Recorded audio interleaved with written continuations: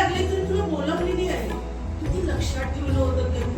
आणि तिथे गेल्यानंतर मला म्हणाले कोणी काय लेट झालीस काय, महिना जवळ जाईल असं मला वाटते आहे. म्हणाले तुला काय वाटते आहे, तुला मराठी शाळेत जायचं आहे की हायस्कूलवर नोकरी करायची आहे.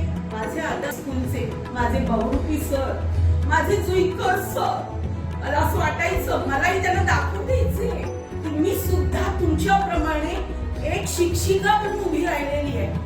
ती संधी मला दादांनी दिली. शहापूर हायस्कूलला जाशील तू? मी म्हंटल हो दादा मी जाईल.